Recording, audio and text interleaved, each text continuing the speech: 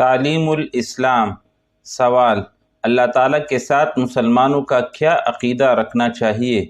جواب: مسلمانوں کا اللہ تعالیٰ کے ساتھ یہ عقیدہ رکھنا چاہیے کہ اللہ ایک ہے، اسی کی عبادت کی جاتی ہے اور اس کے سوا کوئی بندگی کے لائق نہیں۔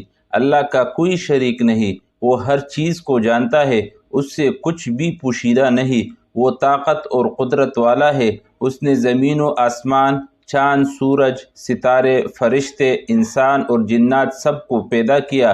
وہی تمام جہانوں کا مالک ہے، وہی مارتا ہے، وہی جلاتا ہے، زندگی اور موت اسی کے حکم سے ہوتی ہے، وہی سب کو روزی دیتا ہے، نہ وہ کھاتا ہے، نہ پیتا ہے، نہ سوتا ہے، وہ ہمیشہ سے ہے اور ہمیشہ رہے گا۔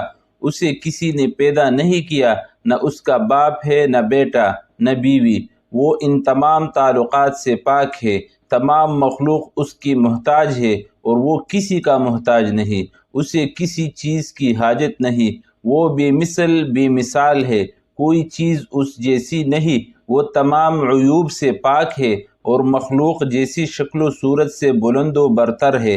اللہ تعالیٰ نے فرشتوں کو دنیا کے نظامات اور خاص کاموں پر مقرر فرمایا اور اپنی مخلوق کی ہدایت کے لیے انبیاء کرام علیہم السلام کو بھیجا تاکہ وہ لوگوں کو سچا دین سکھائے، نیکیوں کی تلقین کرے اور برائیوں سے روکے۔